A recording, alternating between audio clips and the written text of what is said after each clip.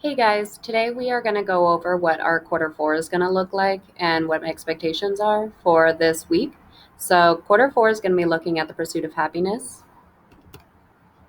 Our overall focus is on the transcendentalist movement and basically other ways to accomplish the American dream rather than through financial success. So, part one of quarter four is going to be looking at the transcendentalist movement. That is what we're going to be starting today. Part two is going to be looking at Into the Wild by John Krakauer. It's a book, but we're only going to be reading excerpts of it. And then part three is going to be writing a personal essay. That's your embedded assessment.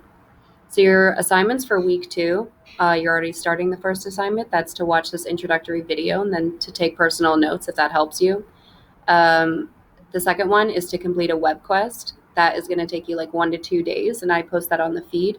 And then finally, it's going to be to complete the SpongeBob Transcendentalist worksheet. So you're actually going to be watching an episode of SpongeBob and then completing a worksheet to go along with it. You are going to be submitting the web quest and the Transcendentalist worksheet through our submission button on our class feed by this Friday, April 10th. I will show you how to do that at the end of the PowerPoint. I'm also going to have a tutoring session this Wednesday via Zoom from 12 to 1. So if you're having trouble understanding what this is, tune into Zoom. So just to introduce you guys to some themes for transcendentalism, I want you to consider the following.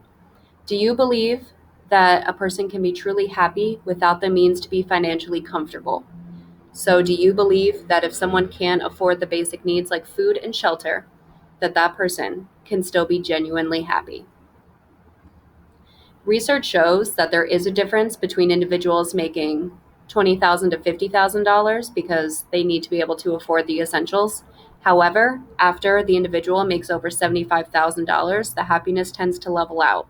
So this American dream concept, where the more money that you make, the happier you will be, research kind of proves against that. And the transcendentalist movement is going to be arguing that as well, that more money does not always mean more happiness.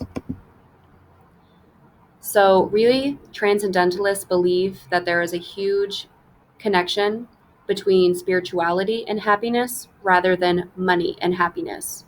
I know it is a big, long word, but if you break it down, transcendentalism, transcendentalism.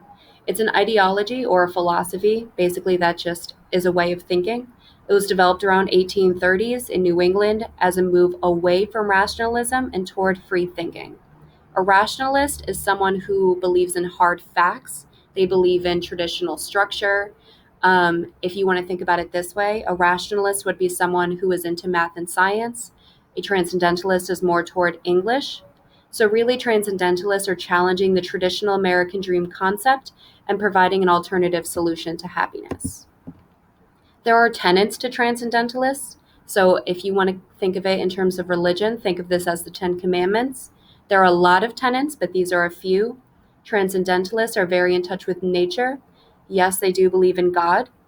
They believe in individualism and self-reliance, so believing that you should completely rely on yourself and not be a conformist. They believe more so in intuition rather than book knowledge, and they are definitely against materialism. So, that's all we're going to work on for now. You have completed part one of all of your 3 parts. You need to process what you just heard, and if you don't understand it, you're going to EDSB message me, or you are going to join our Zoom tutoring session. You have part 2, which is your web quest, and part 3, which is the SpongeBob Transcendentalist worksheet. Remember that you are submitting this by doing the submission button on EDSB. If you look at my work, it's going to look like this, and then you're going to press submit. If you are on the feed, then you are going to look like this, and then you're going to press the submit button. If you guys have questions, EDSB message me or tune in to our Zoom tutoring session.